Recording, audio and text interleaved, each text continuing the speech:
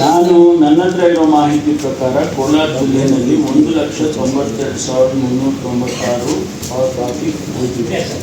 ಅದರಲ್ಲಿ ಶ್ರೀನಿವಾಸಪುರದಲ್ಲಿ 55,502, ಆಮೇಲೆ ಕೋಲಾರದಲ್ಲಿ 36,900, ಮುಳಬಾಗಿಲಿನಲ್ಲಿ 37,000. ಇದಿಷ್ಟನ್ನು ನೀವು 1,92,000 ಏನು ಉಳಿದಿದೆ, ಇದನ್ನ 2 ತಿಂಗಳಲ್ಲಿ ಕಂಪ್ಲೀಟ್ ಮಾಡಬೇಕು. ಆಯ್ತಾ? ನಮ್ಮ ಗ್ರಾಮೀಣ ಪ್ರದೇಶದಲ್ಲಿ ಇರ್ತಕ್ಕಂಥ ಎಲ್ಲ ಗ್ರಾಮ ಪಂಚಾಯಿತಿಗಳಲ್ಲಿ ನಾವು ಅಲ್ಲಿ ನೀರನ್ನ ಕೊಡಲಿಕ್ಕೆ ಎಷ್ಟು ನಮ್ಮಲ್ಲಿ ಪ್ರಮಾಣದಲ್ಲಿ ಅವೈಲೇಬಲ್ ಇದೆ ಅದನ್ನು ಮಾಡಿದ್ದೀವಿ ಸರ್. ಈ ಬಾರಿ ಮೇ ತಿಂಗಳು ಮತ್ತು ಏಪ್ರಿಲ್ ಮೇನಲ್ಲಿ ಹೆಚ್ಚು ಇದು ಬೇಸಿಗೆ ಬರುತ್ತೆ ಅನ್ನೋ ಕಾರಣಕ್ಕಾಗಿ ಒಂದಷ್ಟು ಮುಂಜಾಗ್ರತಾ ಕ್ರಮವಾಗಿ ನಾವು ಇರ್ತಕ್ಕಂಥ ಅವೈಲೇಬಲ್ ಸೋರ್ಸನ್ನು ಆಡಿಟ್ ಮಾಡಿದ್ವಿ ಸರ್. ವಾಟರ್ ಆಡಿಟ್ ಮಾಡಿ ಮತ್ತೆ ವಾಟರ್ ಅದಾಲತನ್ನ ಕಂಡಕ್ಟ್ ಮಾಡಿ ಮುಂಗಾರು ಮಳೆ ಜೂನ್ನಲ್ಲಿ ತಗೊಂಡ್ರೆ ಸರ್, ಜೂನ್ನಿಂದ ಈಗ ನಿನ್ನೆವರೆಗೆ 21ವರೆಗೆ ತಗೊಂಡ್ರೆ ನಮಗೆ 114 ವಾಡಿಕೆ ಮಳೆ ಆಗ್ತದೆ ಸರ್. ಆದರೆ ನಮಗೆ 75.2% ಮಾತ್ರ ಆಗಿದೆ ಸರ್. ಅಂದರೆ 34% ನಮಗೆ ಮಳೆ ಕಡಿಮೆ ಆಗಿದೆ ಜೂನ್ನಲ್ಲಿ. ಜುಲೈನಲ್ಲಿ ತಗೊಂಡ್ರೆ ಸರ್ 1ರಿಂದ 21ರವರೆಗೆ ತಗೊಂಡ್ರೆ ನಮ್ಮಲ್ಲಿ ಮಳೆ ಆಗಿರ್ತಕ್ಕಂಥದ್ದು ಕೇವಲ 9 mm ಮಾತ್ರ ಸರ್. ಈ 21 ದಿನದಲ್ಲಿ ಒಟ್ಟು 49.3 mm ಆಗಬೇಕಾಗಿದೆ ಸರ್ 21 ದಿನದಲ್ಲಿ. ಸೊ ಆಗ ತಗೊಂಡ್ರೆ ನಮ್ಮಲ್ಲಿ -82% ಬರುತ್ತೆ ಈ 21 ದಿನಗಳಲ್ಲಿ ನಮ್ಮಲ್ಲಿ ಕಾಣ್ತಾ ಇದೆ ಸರ್. ಇದರಲ್ಲಿ ವಿಶೇಷವಾಗಿ ಸರ್ 2 ತಾಲೂಕುಗಳು ಸರ್, ಮುಳಬಾಗಿಲಿನಲ್ಲಿ 59% ಕೊರತೆ ಇದೆ ಸರ್, ಅಂದರೆ ಜೂನ್ ಮತ್ತು ಜುಲೈನಲ್ಲಿ, ಮತ್ತು ಶ್ರೀನಿವಾಸಪುರದಲ್ಲಿ 40% ಕೊರತೆ 2 ತಾಲೂಕಿನಲ್ಲಿ ನಮ್ಮಲ್ಲಿ ಕಂಡು ಬರ್ತಾ ಇದೆ ಸರ್. ಇನ್ನು ಹೋಬಳಿವಾರು ಮಾಹಿತಿಯನ್ನು ತಮ್ಮ ಗಮನಕ್ಕೆ ತರೋದು ಸರ್, ಅಧಿಕ ಅಂತ ಹೇಳಿ ಒಂದು ಹೋಬಳಿನಲ್ಲಿ ಮಾತ್ರ ಸರ್, ಮಾದೂರು ತಾಲೂಕಿನ ಲಕ್ಕೂರು ಹೋಬಳಿನಲ್ಲಿ ಮಾತ್ರ ಒಂದಷ್ಟು ಜಾಸ್ತಿ ಆಗಿದೆ ಸರ್. ಅದು ಬಿಟ್ಟರೆ ತೀವ್ರ ಕೊರತೆ ನಮ್ಮಲ್ಲಿ ಮೊನ್ನೆವರೆಗೂ 2 ಹೋಬಳಿಗಳಿತ್ತು ಸರ್. ಒಂದು ಕಾಮಸಮುದ್ರ ಅಂತ ನಮ್ಮ ಬಂಗಾರಪೇಟೆಯಲ್ಲಿದೆ ಸರ್, ನಂತರ ಇನ್ನೊಂದು ದುಗ್ಗ ಸಂದ್ರ ಮುಳಬಾಗಿಲು ಸರ್. 2,000 ಬೇಡಿಕೆ ಇದೆ. 27,000 ಮೆಟ್ರಿಕ್ ಟನ್ ಬೇಡಿಕೆಯಲ್ಲಿ ನಿಮ್ಮ ಹತ್ರ ಸ್ಟಾಕ್ ಇರೋದು ಬರೀ 14,000. ಇದಕ್ಕೆ ಏನ್ ಮಾಡ್ತೀರಾ? ಅದೇ ಪ್ಲಾನ್ ಇದೆ ಸರ್, ಆಗಸ್ಟ್ ಅಲ್ಲಿ ಬರುವಂತ. ನೀವು ಪ್ರೊಕ್ಯೂರ್ ಮಾಡಿಕೊಂಡು ಸ್ಟಾಕ್ ಮಾಡ್ಕೊಳ್ಬೇಕು. ಅಥವಾ ನಿಮ್ಮ ಅಲ್ಲಿ ಹೆಡ್ ಆಫೀಸ್ ಅಲ್ಲಿ ಅಲರ್ಟ್ ಮಾಡ್ತಾರೆ ಸರ್.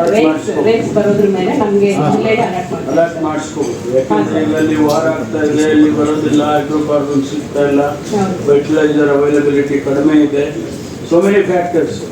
ನೀವು ಅದನ್ನ ಇದು ಮಾಡ್ಕೊಳ್ಳಿ, ಅಶ್ಯೂರೆನ್ಸ್ ತಗೋಬೇಕು ಅವ್ರ ಹತ್ರ. ಹೆಡ್ ಆಫೀಸ್ ಮುಂಚಿತವಾಗಿ ಇಂಡೆಂಟ್ ಕಳಿಸ್ತಾ ಇದೆ ಸರ್, ಮತ್ತೆ ಅದು ಯಾವ ರೇಟ್ ಬರುತ್ತೆ ಅವಾಗ ನಾವು ಮಾಡ್ತೀವಿ ಸರ್. ಆಮೇಲೆ ಇದ್ರ ಜೊತೆಯಲ್ಲಿ ಸರ್ ರೈತರಲ್ಲಿ ನಾವು ನ್ಯಾನೋ ಯೂರಿಯಾ ಮತ್ತು ನ್ಯಾನೋ DAP ಬಳಸಬೇಕು ಅಂತ ಹೇಳಿ ಸಾಕಷ್ಟು ಪ್ರಮಾಣದಲ್ಲಿ ಅವರಿಗೆ ಜಾಗೃತಿ ಮೂಡಿಸಿ there is a shift in attitude of the farmer sir. ಅದರ ಸೇಲ್ಸ್ ಕೂಡ ನಮ್ಮಲ್ಲಿ ಜಾಸ್ತಿ ಆಗ್ತಾ ಇದೆ ಸರ್. ಇದ್ರ ಜೊತೆಯಲ್ಲಿ ಬಯೋ ಫರ್ಟಿಲೈಸರ್ಸ್ ಕೂಡ ಬಳಸಬೇಕು, ಎರೆಹುಳ ಗೊಬ್ಬರ ಅಂಥದ್ದು ಕೂಡ ನಾವು ಆಲ್ಟರ್ನೇಟಿವ್ ಆಗಿ ಒಂದಷ್ಟು ಪ್ರಯತ್ನಗಳು ಕೂಡ ಮಾಡಿದ್ದೀವಿ. It is giving very good result sir. ಅದು ಮಾಡಿದ್ರಿಂದಾಗಿ ನಮಗೆ ಅವೈಲಬಿಲಿಟಿ ಆಫ್ ವಾಟರ್ ಎಷ್ಟು ಅಂತ ಗೊತ್ತಾಯಿತು ಸರ್. ಆಮೇಲೆ ಡಿಸ್ಟ್ರಿಬ್ಯೂಷನ್ ಅಲ್ಲಿ ಆಗ್ತಾ ಇರ್ತಕ್ಕಂಥ ಲೋಪ ಏನು ಅಂತ ಗೊತ್ತಾಯಿತು. ವೈಜ್ಞಾನಿಕವಾಗಿ ಅದನ್ನ ನಾವು ರ್ಯಾಷನಲೈಸ್ ಮಾಡೋದಕ್ಕೆ ನಮಗೆ ಅನುಕೂಲ ಆಯಿತು ಸರ್. ಅದಕ್ಕಾಗಿ ನಾವು ಗ್ರಾಮೀಣ ಪ್ರದೇಶದಲ್ಲಿ 55 LPCD ನೀರನ್ನು ಪ್ರತಿಯೊಬ್ಬ ಅವರೇಜ್ ಪರ್ಸನ್ಗೆ ಕೊಡಬೇಕು, ಮತ್ತು ನಗರದಲ್ಲಿ 100 LPCD ನೀರು ಕೊಡಲಿಕ್ಕೆ ನಾವು ವ್ಯವಸ್ಥಿತವಾಗಿ ನಾವು ಮಾಡಲಿಕ್ಕೆ ಈ ಕಳೆದ 2 ತಿಂಗಳಿಂದ ಸಾಧ್ಯವಾಗಿದೆ ಸರ್. ಹಾಗಾಗಿ ನಮ್ಮಲ್ಲಿ ಇದುವರೆಗೂ ಗ್ರಾಮೀಣ ಮಟ್ಟದಲ್ಲಾಗಲಿ ಅಥವಾ ನಮ್ಮ ನಗರ ಮಟ್ಟದಲ್ಲಿ ಯಾವುದೇ ರೀತಿಯಾದಂಥ ಖಾಸಗಿಯಿಂದ ನಾವು ಬೋರ್ವೆಲ್ಲಿಂದ ಅಥವಾ ಟ್ಯಾಂಕರಿಂದ ನೀರು ಕೊಡೋದನ್ನು ನಾವು ಮಾಡಿಲ್ಲ ಸರ್. ಆದರೆ ಮುಂದಿನ ದಿನಗಳಲ್ಲಿ ಆಗಸ್ಟ್ನಲ್ಲಿ ಇದು ಎಲ್ಲ ಬೋರ್ಗಳಲ್ಲೂ ಇಳುವರಿ ಕಡಿಮೆ ಆಗ್ತಿರೋ ಹಿನ್ನೆಲೆಯಲ್ಲಿ ಆಗಸ್ಟ್ನಲ್ಲಿ ನಮಗೆ ಒಂದಷ್ಟು ಸಮಸ್ಯೆ ಬರುವ ಸಾಧ್ಯತೆ ಇದೆ ಸರ್. ಹಾಗಾಗಿ ನಾವು ಒಂದು ಪ್ಲಾನ್ ಬಿ ಥರ ಮಾಡಿಕೊಂಡು ಖಾಸಗಿ ಬೋರ್ವೆಲ್ಗಳು ಕೂಡ ಐಡೆಂಟಿಫೈ ಮಾಡ್ಕೊಂಡಿದ್ದೀವಿ ಸರ್. ಆ ಖಾಸಗಿ ಬೋರ್ವೆಲ್ಗಳನ್ನ ಬಳಸ್ಕೋಬೇಕು. ಆಮೇಲೆ ಕೆಲವು ನಮ್ಮ ಕೆರೆಗಳಲ್ಲಿ ನೀರು ಎಲ್ಲಿದೆ 50%ಗಿಂತ ಹೆಚ್ಚು ಎಲ್ಲಿ ನೀರಿದೆ ಅದನ್ನು ಕೂಡ ನಾವು ಹತ್ತಿರದ ಗ್ರಾಮ ಪಂಚಾಯತ್ ಜೊತೆಗೆ ಮ್ಯಾಪ್ ಮಾಡಿಕೊಂಡು ಮೈಕ್ರೋ ಪ್ಲಾನ್ ಕೂಡ ನಾವು ರೆಡಿ ಮಾಡಿ ಇಟ್ಕೊಂಡಿದ್ದೀವಿ sir. That is for the month of August. ಈಗಾಗಲೇ ಗ್ರಾಮೀಣ ಭಾಗದಲ್ಲಿ ಡೇ ಬೈ ಡೇ ನೀರಿನ ಮಟ್ಟ ಕಡಿಮೆ ಆಗ್ತದೆ. ಎವ್ರಿ ದಿನ ನೀವು ಒಂದು ಗ್ರಾಮದಲ್ಲಿ ಮಾಹಿತಿ ಕೊಡ್ತಾರೆ, ಈ ಮೀಟಿಂಗ್ ಮಾಡಿದ ಮಾಹಿತಿ ಕೊಡ್ತಾರೆ, 1 ವಾರಕ್ಕೆಲ್ಲ ಮತ್ತೆ 20-30 ಹೋಗ್ತಾ ಇದೆ. ಒಂದು ನಂಬರ್ ಸೆಕೆಂಡ್, ನಮ್ಮ ಈಗಾಗಲೇ KCBಯಲ್ಲಿ ಬಂದಿರೋ ಕಡೆ ಕೆಲವು ಭಾಗದಲ್ಲಿ ಮಾತ್ರ ನೀರು ಕಳಿಸ್ತಾ ಇದೆ, ಉಳಿದ ಕಡೆ ಇವತ್ತು 1405 ಹೋಗ್ತಾ ಇದೆ. ಇವತ್ತು ನಾವು ನಮ್ಮ ಗಮನ ಬಂದಿರಬೇಕು ಸರ್, ಕಳೆದ ಬಾರಿ 2 ವರ್ಷಗಳ ಹಿಂದ್ಗಡೆ 3 ವರ್ಷಗಳ ಹಿಂದ್ಗಡೆ ಬರ ಬಂದಾಗ ನಾವೆಲ್ಲ ಕೂಡ ಎಲ್ಲ MLAಗಳು ಕೂಡ ಆಯಾ ಕಾನ್ಸ್ಟಿಟ್ಯೂಷನ್ಗಳಲ್ಲಿ ಹೆಚ್ಚುವರಿ ಬೋನಸ್ ತೋರಿಸಿದ್ವಿ. ಕಂಟ್ರಾಕ್ಟರ್ಗೆ ಇದುವರೆಗೂ ಕೂಡ 38 ಕೋಟಿ ರೂಪಾಯಿಗಳನ್ನ ನಾವು ಪಾವತಿ ಮಾಡೋಕ್ಕಾಗಿಲ್ಲ. ಇವತ್ತು ಒಂದನೇದಾಗಿ ಯಾವುದೇ ಬೋನಸ್ ಕೊಡಲಿಕ್ಕೆ ಕಾಂಟ್ರಾಕ್ಟರ್ ಮುಂದೆ ಬರ್ತಾ ಇಲ್ಲ, ನಂಬರ್ 1. ಎರಡನೇದಾಗಿ ಇವತ್ತು ಏನು ನೀವು ರೇಟ್ ಮಾಡಿದ್ದೀರಿ ಆ ರೇಟ್ ಇವತ್ತು ಯಾರು ಕೂಡ ಕೊರಲಿಕ್ಕೆ ಬರ್ತಾ ಇಲ್ಲ. ಯಾಕೆ ಬರ್ತಾ ಇಲ್ಲ ಅಂದರೆ ಡೀಸೆಲ್ ಬೆಲೆ ಜಾಸ್ತಿ ಆಗಿದೆ, ಅವನ ಡ್ರಿಲ್ಲಿಂಗ್ ಕಾಸ್ಟ್ ಜಾಸ್ತಿ ಆಗಿದೆ, ಬಿಡ್ ಜಾಸ್ತಿ ಆಗಿದೆ, ಕೇಸಿಂಗ್ ಜಾಸ್ತಿ ಆಗಿದೆ. ಸರ್ ನೀವು ವಾಸ್ತವವನ್ನು ಹೇಳಿ, ಮತ್ತೆ ನಿಮ್ಗೆ ಯಾರು ಮಾಡಿಸೋರು ಹೇಳ್ಬೋದು ನನಗೆ, ಇವತ್ತು ಎಷ್ಟು ತಾಲೂಕುಗಳಲ್ಲಿ ಇಲ್ಲ ಹೇಳ್ಬೋದು AW ಹೇಳ್ಬೋದು, ಎಷ್ಟು ತಾಲೂಕುಗಳಲ್ಲಿ ನೀವು ಕರೆಕ್ಟ್ ತಕ್ಷಣ ಬೋರ್ ಕೊರಲಿಕ್ಕೆ ಬರ್ತಾ ಇದ್ದಾರೆ, ನಂಬರ್ 1. ಎರಡನೇದಾಗಿ ಈ ಜಿಯಾಲಜಿಸ್ಟ್ ಸರ್ವೆ ಮಾಡಲಿಕ್ಕೆ ನಮ್ಮ ಜಿಯಾಲಜಿಸ್ಟ್ ಅವೈಲಬಿಲಿಟಿ ಇಲ್ಲ. ಇವತ್ತು ನೀವು ಮಾಹಿತಿ ತಗೊಳ್ಳಿ ಸರ್, ಯಾವ ತಾಲೂಕಲ್ಲಿ ಹೋಗಿ ಜಿಯಾಲಜಿಸ್ಟ್ ಸರ್ವೆ ಮಾಡಿ ಸರ್ಟಿಫಿಕೇಟ್ ಕೊಡ್ತಾ ಇಲ್ಲ. ದಯಮಾಡಿ ಗೌರವಾನ್ವಿತ ಉಪಮುಖ್ಯಮಂತ್ರಿಗಳು ಈ ಬಗ್ಗೆ ನಮ್ಮ ಜಿಲ್ಲೆಗೆ ಸಂಬಂಧಪಟ್ಟಂಗೆ ಕುಡಿಯುವ ನೀರಿಗೆ ಅಧಿಕಾರಿಗಳು ಅಂಕಿಅಂಶಗಳನ್ನು ಕೊಡ್ತಾರೆ.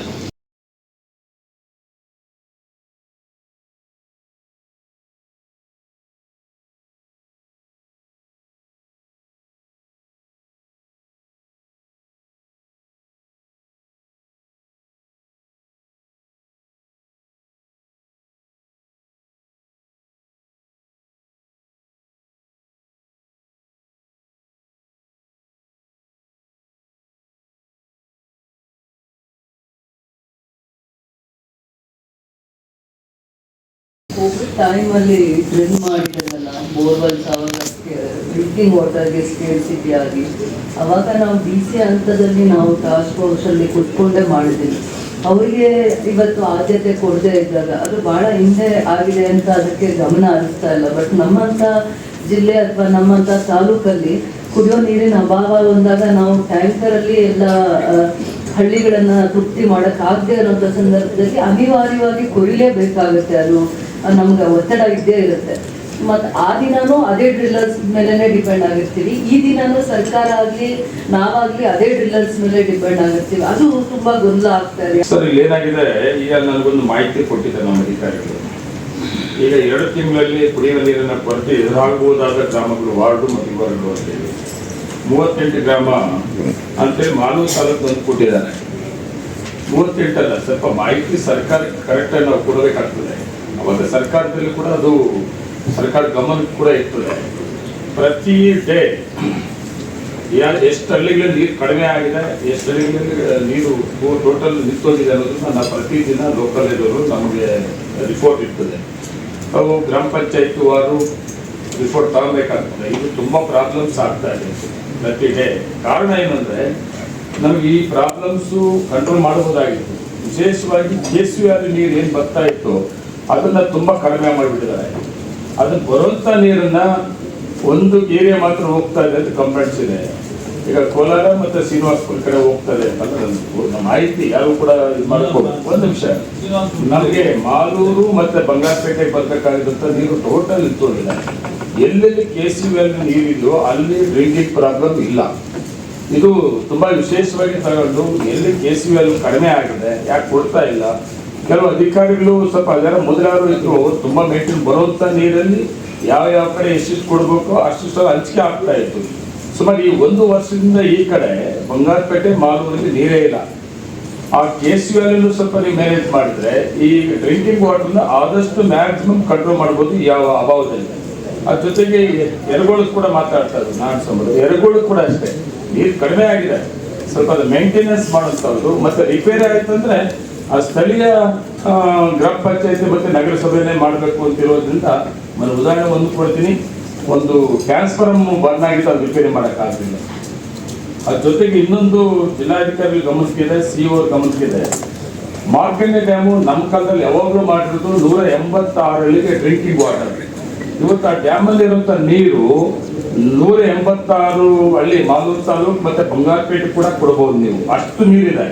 ಆದರೆ ಸುಮಾರು 45 ಕೋಟಿ ಖರ್ಚು ಮಾಡಿರೋದನ್ನ ಆ ರಿಪೇರಿ ಏನೋ ಒಂದು ಆ ಪಂಪ್ ಮೋಟರ್ ರಿಪೇರಿ ಮತ್ತು ಟ್ರಾನ್ಸ್ಫಾರ್ಮ್ ರಿಪೇರಿ ಮಾಡೋಕ್ಕಾಗದೆ ಇವತ್ತು ಅದು ನಿಂತೋಗಿರೋದ್ರಿಂದ ಕೂಡ ಸುಮಾರು ಅರ್ಧ ತಾಲೂಕಿಗೆ ಕೊಡ್ತಾ ಇದ್ದಂಥ ನೀರು 186 ಹಳ್ಳಿಗೆ ಅದು ಕೂಡ ನೀವು ಇವತ್ತು ರಿಪೇರಿ ಮಾಡಿಕೊಟ್ರೆ, ಸರಿ ಮಾಡಿಕೊಟ್ರೆ ಮಾರ್ಕಂಡೆ ಡ್ಯಾಮ್ದು ಮಾಲೂರು ತಾಲೂಕು ಮೊದಲು ಏನಾಗಿತ್ತು, ಅದ್ರ ಜೊತೆಗೆ ಪಕ್ಕದ ತಾಲೂಕು ಕೂಡ ನೀರು ಕೊಡ್ಬೋದು. ಅದು ಸ್ವಲ್ಪ ತಮ್ಮ ಗಮನ ಯರಗೋಳ್ ಮತ್ತೆ ಮಾರ್ಕಂಡೆ ಡ್ಯಾಮ್ ಮತ್ತೆ KCL ಈ 3 ಪಾಯಿಂಟ್ ಅನ್ನ ಸರಿ ಮಾಡಿಕೊಟ್ರೆ ನಾವು ಕಣ್ಣೀರು ಹರಿದಂತ ಅಭಾವ ಇದು. ನಾವು ಯಾವತ್ತೂ ನೋಡಿಲ್ಲ ಮಳೆ ಇಷ್ಟು ಕಡಿಮೆ ಆಯಿತು ನನ್ನ ಬುದ್ಧಿವಂತ ನಮ್ಮ ಜಿಲ್ಲೆಯಲ್ಲಿ. ಇವತ್ತಿನ ಈಗ ಸಂದರ್ಭದಲ್ಲಿ ಯರಗೋಳ್ ಒಂದ್ ಕಡೆ, KCL ಒಂದ್ ಕಡೆ, ಮತ್ತೆ ಮಾರ್ಕಂಡೆ ಡ್ಯಾಮ್ ಒಂದ್ ಕಡೆ ಸ್ವಲ್ಪ ತಗೊಂಡ್ರೆ ನನ್ನ ಪ್ರಕಾರ ಮ್ಯಾಕ್ಸಿಮಮ್ ಕಂಟ್ರೋಲ್ ಮಾಡಬಹುದು ಕೂಡ. ದುಡ್ಡಿರ್ಲಿ ಅವ್ರಿಗೆ ತಕ್ಷಣ ಡ್ರಿಲ್ ಮಾಡಿಸೋದು ಸರ್ಕಾರದಿಂದ ದುಡ್ಡು ಬಂದ್ಮೇಲೆ ಕೊಡ್ಸೋಂಥವ್ರು ಆಗ್ತಾ ಇತ್ತು. ಈಗ ಅದು ಮಾಡ್ತಾ ಇಲ್ಲ, ದುಡ್ಡಿಲ್ಲ ಅಂದ್ರೆ ಯಾರು ಬರಲ್ಲ. ಮತ್ತೆ ಈಗ ಅವಾಗಲೇ ಬಂಗಾರಪೇಟೆ ಮೇಲೆ ಅವ್ರು ಹೇಳ್ದಂಗೆ ಡೀಸೆಲ್ ಮತ್ತೆ ಇದು ಅದೆಲ್ಲ ರೇಟ್ ಜಾಸ್ತಿ ಆಗಿದೆ ಅಂತೇಳಿ ನಾವು ಇರೋ ದುಡ್ಡು ಕೊಡ್ತೀವಿ ಅಂದ್ರೆ ಕೂಡ ಯಾರು ಮುಂದೆ ಬರ್ತಾ ಇಲ್ಲ. ಈ ಪ್ರಾಬ್ಲಮ್ಸ್ ಎಲ್ಲ ಸಾಲ್ವ್ ಮಾಡಿಕೊಡ್ಲಿಲ್ಲ ಅಂದ್ರೆ ಮುಂದಿನ ದಿನಗಳಲ್ಲಿ ತುಂಬಾ ತೊಂದರೆ ಆಗ್ತದೆ. ಕುಡಿಯೋ ನೀರಿಗೆ ವಿಶೇಷವಾದ ಒತ್ತಡ ಕೋಲಾರ ಜಿಲ್ಲೆ ಕೊಡಬೇಕು ಅಂತೇಳಿ ನಾನು ಮಂತ್ರಿಗಳಲ್ಲಿ ನಾನು ರಿಕ್ವೆಸ್ಟ್ ಮಾಡ್ತಾ ಇದ್ದೀನಿ. ವಿಶೇಷವಾಗಿ ಅವಕಾಶ ಕೋಲಾರ ಜಿಲ್ಲೆ ಕೊಡಬೇಕು. ರಾಜ್ಯದಲ್ಲಿ ಬೇರೆ ಬೇರೆ ಜಿಲ್ಲೆಗಳೇನೋ, ಕೋಲಾರ ಜಿಲ್ಲೆ ತುಂಬಾ ಕಷ್ಟದಲ್ಲಿರುವಂಥದ್ದು ಅಭಾವ ಇದು, ಯಾವತ್ತೂ ಕಂಡು ಅರಿದಂತ ಅಭಾವ ಇದೆ. ಅದಕ್ಕೆ ನಾವು ಅತಿ ಹೆಚ್ಚಿಗೆ ಬೇರೆ ಬೇರೆ ತಾಲೂಕುಗಳಿಗೆ 1 ಕೋಟಿ ಕೊಡ್ತೀವಿ ಜಿಲ್ಲಾ ಹೊರತು ತಾವು ಹೇಳಿದ್ರಿ.